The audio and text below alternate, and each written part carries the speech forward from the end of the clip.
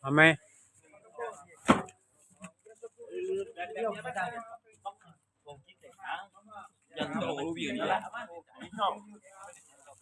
ข้างหน้ากัน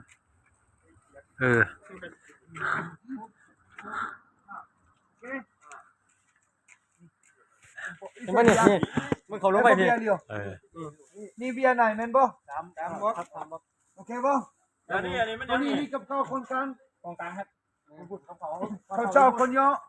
เอามาจ่ายอ่ะไม่เชื่ออีก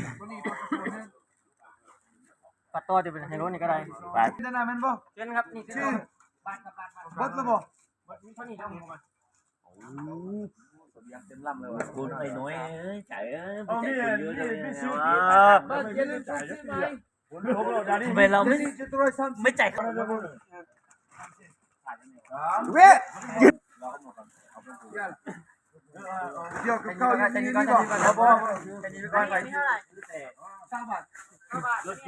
ดีกับเบียร์ยังลูกยังหมดปลาหมึกครับอันนี้นะ รับไหมไปแจกเขาด้วยรับไหม แล้วท้ายด่านนี้กันจะมาเขาได้ลง พอไหม